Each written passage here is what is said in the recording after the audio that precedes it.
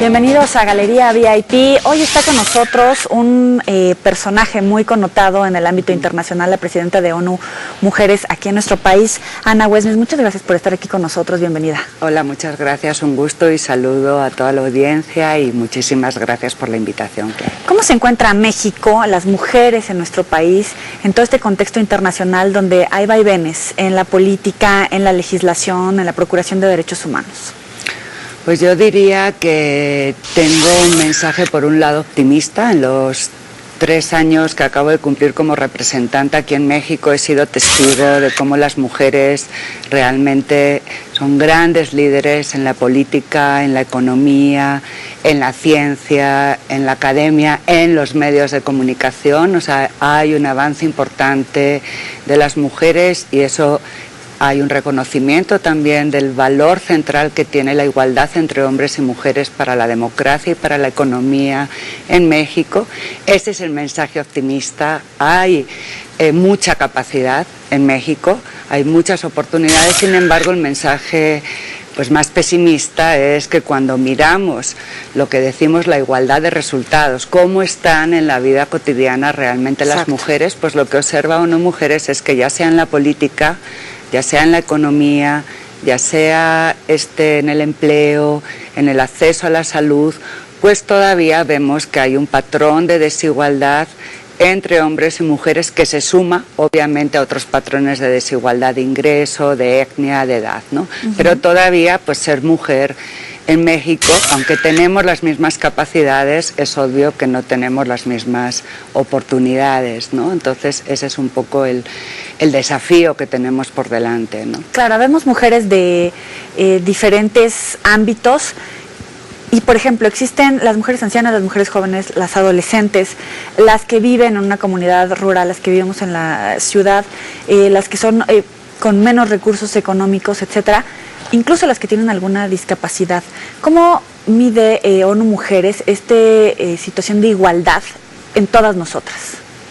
Pues nosotras exploramos específicamente qué es nuestro mandato. De hecho, ONU Mujeres nace para acelerar el ritmo, para que toda esta capacidad, esta sabiduría, esta contribución que traen las mujeres realmente sea parte central de la democracia y del desarrollo en los países. Trabajamos básicamente en 4 áreas y esas son las que medimos. Por un lado, la participación política de las mujeres. Cómo avanza la participación de las mujeres en toda la toma de decisiones en las políticas, ¿no? El segundo área es el ejercicio de los derechos económicos, es decir, no solamente el empleo, el trabajo decente, sino también el acceso a la tierra, el acceso al crédito, el acceso a la vivienda, bienes productivos y también algo que es muy importante, que es la articulación entre el trabajo productivo y el cuidado, el trabajo más en nuestros hogares. A ver, por ejemplo, ahí me gustaría hacer una pausa. La reforma laboral no contempla el trabajo doméstico para darles justamente vivienda, seguridad social, ni siquiera pensión, con todo y que pueden trabajar años con nosotros. ¿Cómo lo evalúas esto? Bueno, creo que has tocado un tema importantísimo y quisiera muy brevemente hablar como de 2 puntos. Hay 2 tipos de trabajo doméstico, el no remunerado. De hecho, México es el primer país de América Latina y casi del mundo que ha contabilizado cuánto vale el trabajo no remunerado que las mujeres hacen en casa, que es 22% del PBI es trabajo no remunerado y casi el 80% lo hacen las mujeres. El doble de horas, para ponerlo en promedio, dedicamos las mujeres que los hombres al trabajo en nuestros hogares. Este trabajo no es reconocido, no es pagado y muchas veces, sobre todo cuando las mujeres son madres jóvenes, este es un limitante muy importante para su desarrollo laboral. El otro trabajo es el trabajo doméstico remunerado, las empleadas de hogar, que se llaman más en México, ¿no? Y aquí ha habido un pequeño avance en la reforma laboral, pero un poco lo que estamos promoviendo ONU Mujeres junto a la OIT, la Organización Internacional del Trabajo, el Congreso, el Senado, y es que realmente se ratifique un convenio específico de protección de derechos que iguale. Es porque todavía pues muchas de las legislaciones en América Latina ven el trabajo doméstico más como una servidumbre que como un trabajo decente que debería gozar de los mismos derechos, privilegios y beneficios que cualquier otro trabajo, ¿no? En esta negociación con la OIT, etcétera, ¿cuánto tiempo y de qué estamos hablando que se necesita para que se apruebe y se lleve a cabo? Bueno, primero hay que decir que este convenio ya tiene 2 años. En el caso de América Latina ya lo ha ratificado Uruguay, ya lo ha ratificado Nicaragua, también o sea, el convenio ya entró en vigor. Eso estamos trabajando en este momento, es la Secretaría de Trabajo la que tiene que decir qué le falta a México para poder cumplir con ese convenio y que garantice el pleno derecho a las trabajadoras del hogar, porque la mayoría son mujeres.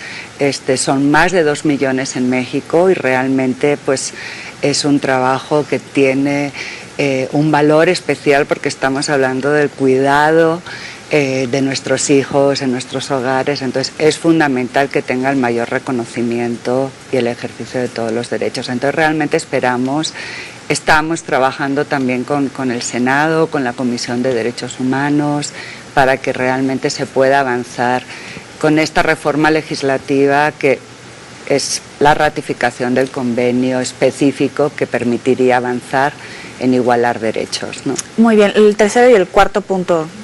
Exacto, el tercer punto que es fundamental, que es la eliminación y la prevención de toda forma de violencia contra las mujeres y las niñas.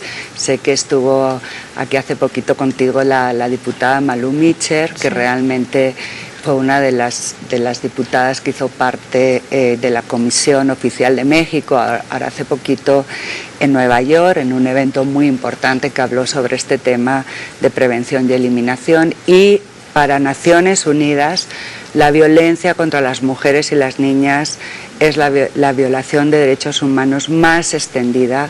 Ocurre en el ámbito público, ocurre en el ámbito privado, ocurre en la casa, ocurre en el trabajo, en países más desarrollados, en países menos desarrollados, y definitivamente pues estamos trabajando básicamente en 3 áreas.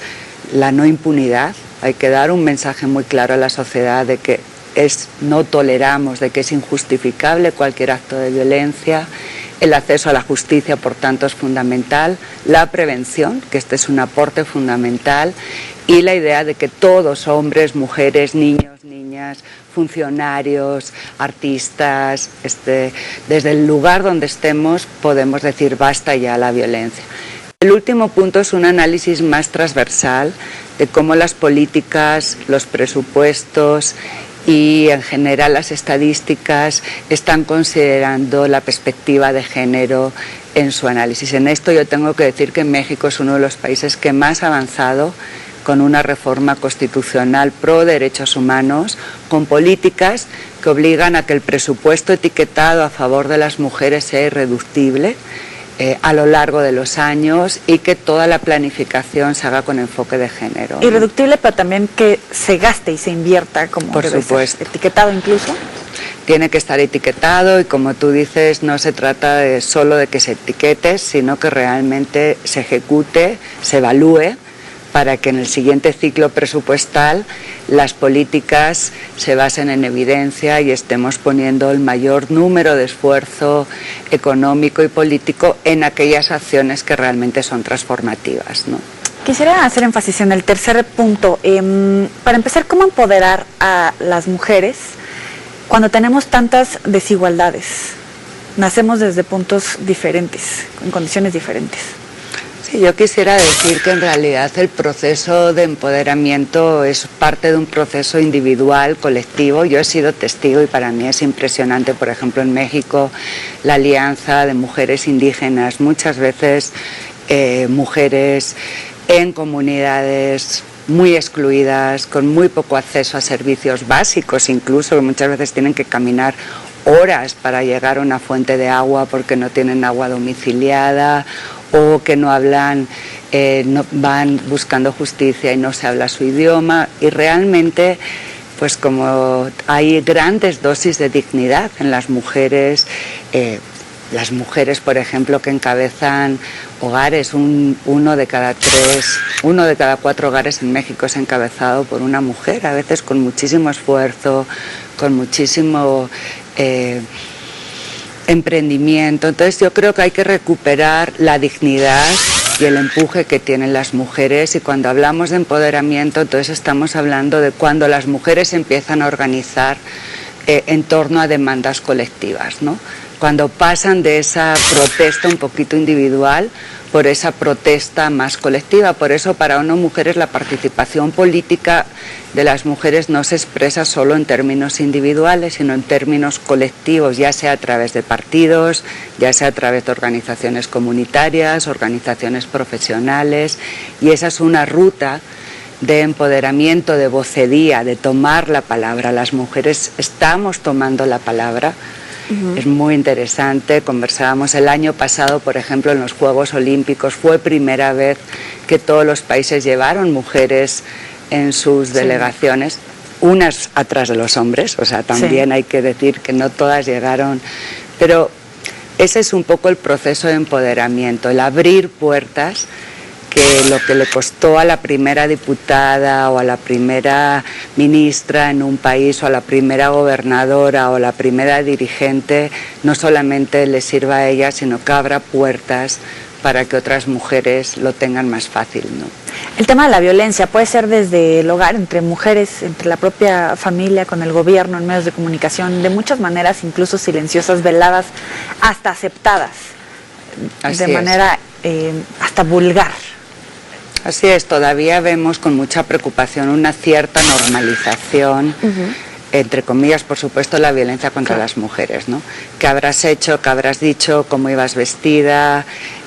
Lo vemos, por ejemplo, muy claramente en los temas de acoso sexual en el trabajo, ¿no? Porque normalmente es un jefe, o por ejemplo los tocamientos o las cosas que les dicen a las mujeres en los transportes públicos, ¿no? Que al final una queda muchas veces como muy desprevenida de ese tipo de violencias, pero eso está cambiando. Yo tengo que decir que llevo trabajando en este tema los últimos 20 años y cada vez más veo, por ejemplo, un caso muy emblemático que fue esta niña pakistaní Malala de 15 años que la atacan por defender el derecho a la educación, y el movimiento mundial de apoyo fue enorme, ¿no? Sí.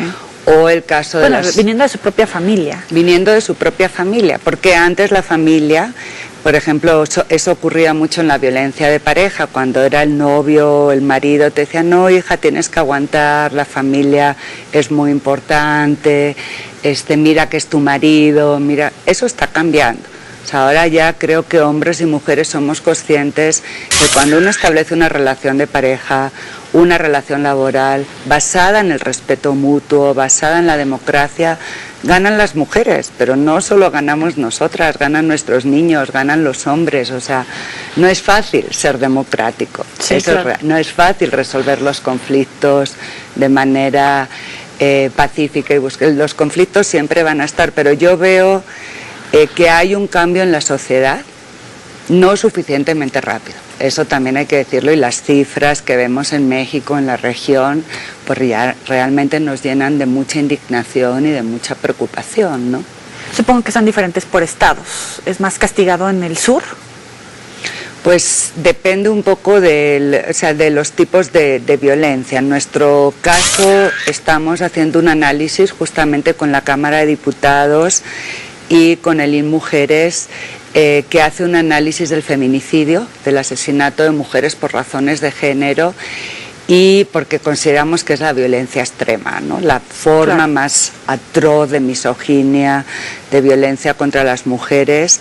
Y hemos investigado que en los últimos 25 años, entre 1985 y 2010, que es el último año que tenemos las cifras oficiales, se han asesinado en México a 36.600 mujeres. Es decir, estamos hablando realmente de una cifra totalmente desproporcionada. En el año 2010 estamos hablando de 6 mujeres por cada día, de más de 6 mujeres por cada día. Muchas de ellas no aparecen en la prensa, claro, no aparecen en los diarios, y efectivamente los niveles que tenemos en términos de tasa, la mayor concentración son efectivamente casi Chihuahua, concentra casi una cuarta parte del total de los casos en términos de tasa, y los estados del noreste del país, Durango, Nayarit, Sinaloa, Baja California, Guerrero, etcétera, ¿no?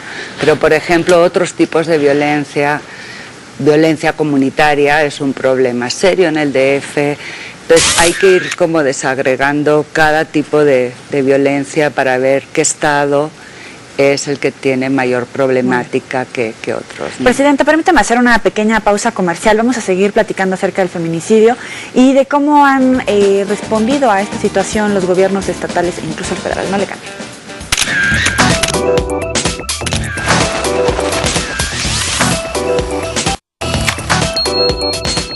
Todo el mundo la está haciendo.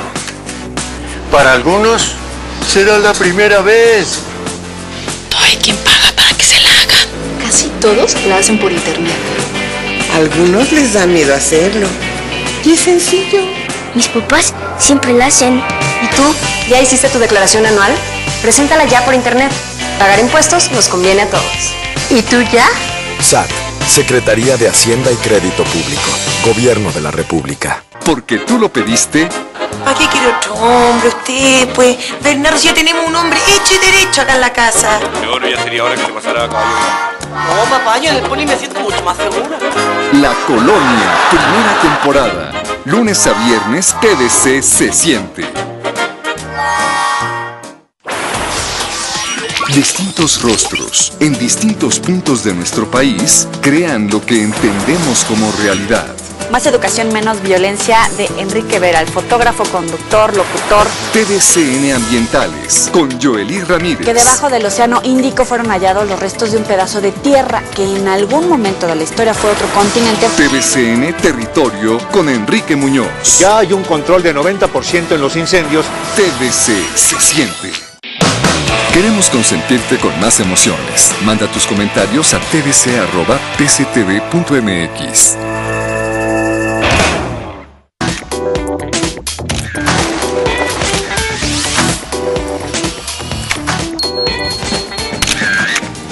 Gracias por seguir con nosotros en Galería VIP. Ana, hablabas acerca de los estados con mayor tasa de feminicidios. ¿Cuáles son los que tienen menor? Bueno, básicamente en el caso de feminicidios serían los del sureste, Yucatán y Chiapas, y en el centro del país, Querétaro, Tlaxcala e Hidalgo, ¿no? Hay que decir que la ruta de los estados de feminicidio mayor coincide también mucho con aquellos estados con mayor presencia de crimen organizado. En estos estamos viendo un cambio en los últimos años donde del feminicidio cometido por parte de la pareja o por parte de familiares a cada vez más asesinato de mujeres vinculado también a esta manera de crímenes, de asesinatos vinculados a crimen organizado, ¿no? Por eso es la distribución geográfica. Perdón, vinculado porque son partícipes y ya están ejecutando un papel dentro de este grupo criminal, o porque son víctimas de la violencia contra su pareja por ser su pareja. Pues necesitaríamos un poquito más de investigación para responder a esa palabra, pero lo que nosotros sí hemos investigado en este trabajo es que, a diferencia del asesinato de hombres en el contexto de crimen organizado, que normalmente se produce por armas de fuego y de manera muy rápida, cuando se comete un feminicidio, un asesinato de mujeres, se quiere mostrar la misoginia al oponente o a la comunidad o a quien vaya dirigido ese mensaje. Y normalmente, es como un trofeo. Sí, y a las mujeres normalmente se las asesina con métodos mucho más brutales, ahorcamientos, armas blancas, etcétera, y muchas veces acompañado de violación. Y hemos encontrado, esto está bastante documentado en el caso de las víctimas de de Juárez, cómo a las mujeres se les marca el cuerpo, se les mutila, ¿no? Entonces hay un contexto de violencia feminicida, no solamente hacia las mujeres que finalmente asesinan, sino realmente esta visión del cuerpo y del valor de las mujeres. Esto también lo vemos en países en conflicto o posconflicto, donde muchas veces la violencia sexual, y así lo declaró el Estatuto de Roma, la violencia sexual se utiliza como un arma de guerra, no solamente para dañar a la mujer, sino para dañar a la comunidad, para mostrar que pues un acto de control y de opresión muy, muy brutal, ¿no? Lo hemos visto en Ruanda, en Yugoslavia, en Guatemala, en Perú, en los últimos países que han tenido comisiones de la verdad o grupos que han trabajado en esto. ¿Y aquí las mujeres nos hemos vuelto más violentas, más reactivas a esto? Yo diría que ahora el problema está saliendo a la luz, ¿no? Y eso es muy positivo. Cada vez más somos más conscientes como sociedad de que esto es un problema, de que es un problema serio, de que hay que trabajar en el ámbito de la prevención, hay que trabajar para que nuestros niños y nuestras niñas no repitan estas conductas, pero sí vemos con preocupación, no necesariamente un retroceso, pero no un avance lo suficientemente rápido. O sea, cuando vemos las estadísticas públicas, vemos que en el caso, por ejemplo, de los adolescentes, la violencia en el noviazgo, la violencia en la primera relación sexual, etcétera, no vemos que haya habido un cambio realmente sustantivo en los últimos 10 años, que son en los años en que disponemos de estudios cuantitativos, porque también hay que decir que este es un problema histórico, estructural, que las mujeres hemos sufrido, pero realmente los datos son muy recientes, los datos estadísticos, ¿no? Tomando algunos datos, durante el gobierno del entonces gobernador Enrique Peña Nieto en el Estado de México, se negó a atender a esta recomendación de la ONU para implementar la alerta de feminicidios en la entidad, y también sucedió durante la gestión del entonces secretario de Educación Emilio Chuaifet en el Estado de México del 93 al 95. Ahí se ejecutaban alrededor de 8.73 mujeres por semana. No digo que necesariamente se vaya a replicar ahora en el gobierno federal y también la Secretaría de Educación Pública Federal. Sin embargo, ¿existe alguna tendencia en los gobiernos estatales, en las secretarías, a atender las alertas, o definitivamente son omisorios los gobiernos? Pues mira, lamentablemente hasta ahora ningún gobierno, ni municipal ni estatal, ha declarado la alerta de género. Y esta es una recomendación muy clara que hace el comité un comité especial que examinó a México, el comité que vigila la Convención para eliminar toda forma de discriminación contra la mujer. La ley mexicana es muy buena porque prevé mecanismos, por un lado, de protección, y el sistema de alerta. Bueno, yo soy médica y en el ámbito de la salud se ha utilizado mucho la alerta. Es decir, tú tienes una epidemia, como ocurrió con la influenza, y ahí estableces un foco y estableces una alerta para que todo el Estado ponga su foco, responda y tal, ¿no?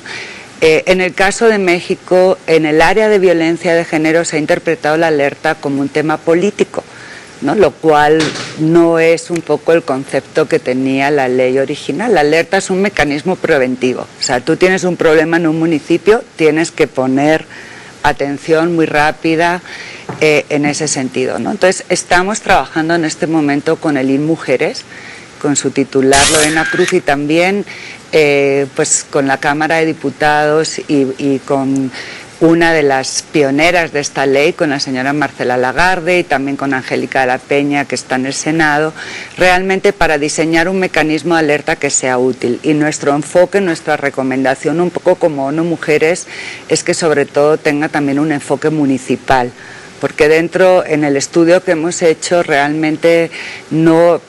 Estos son los estados, pero en Chihuahua no se distribuye igual, hay estados, hay municipios mucho más seguros, igual en otros estados. En realidad tendríamos que tener esta alerta, pero con un enfoque mucho más enfocado en municipios. Entonces realmente esperamos, y es una recomendación de la ONU, que todo lo que son medidas de prevención, de acceso a la justicia, medidas de alerta, como este mecanismo que tiene la propia legislación mexicana, se implementen, ¿no? Porque realmente son garantías, ¿no? Y lo mismo la metodología para la investigación de feminicidios. ¿Siguen detectando irregularidades en la investigación al levantar una denuncia, la lentitud para investigar y ejecutar una sentencia si es que llega a haber?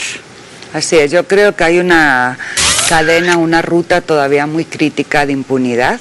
Primero hay mucho silencio, o sea, la primera barrera es que cuando te ocurra inmediatamente lo pongas en conocimiento del sector de la justicia. Según este estudio nuestro de ONU Mujeres, detecta, por ejemplo, que en el año 2010 se denunciaron 15.000 violaciones sexuales.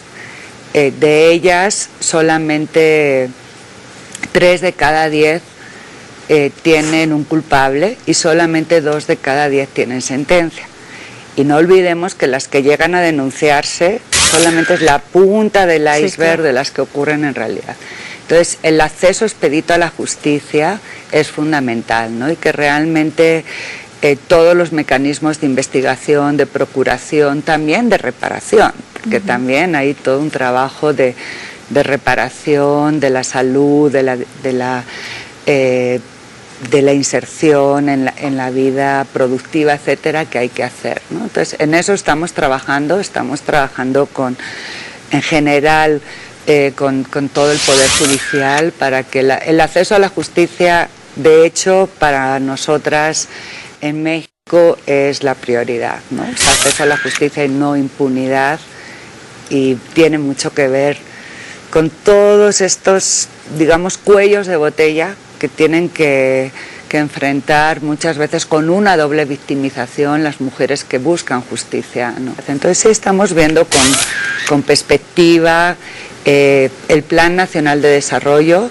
Otro tema que es fundamental es que es un trabajo de los 3 poderes del Estado y de los diferentes órdenes de gobierno. O sea, hay avances importantes en lo federal, en algunos estados, pero yo diría que hay todavía mucho rezago en las legislaturas locales, en las políticas locales, donde hay que invertir mucho más. Entonces, bueno, los desafíos son muy altos. Queremos la igualdad sustantiva, la igualdad real. Yo creo que como también decimos, o sea, son muy grandes, pero así tiene que ser. O sea, realmente la igualdad entre hombres y mujeres posiblemente sea la transformación más importante que podamos vivir, ojalá prontito. Hay que verlo, hay que verlo. En este milenio. Hay que verlo, y yo creo que hay toda la capacidad en México para hacerlo, y para mí como representante de ONU Mujeres pues es un privilegio poder acompañar los esfuerzos de los políticos, los esfuerzos de las instituciones, pero sobre todo los esfuerzos de las mujeres y los hombres mexicanos comprometidos con la igualdad. Ana Huesmes, muchas gracias por estar con nosotros en Galería VIP. Y espero que ustedes lo hayan disfrutado. Comuníquense con nosotros a través del Facebook o del Twitter. Estamos como TVC Noticias, o en mi caso, Yoli Ramírez. Pásela bien.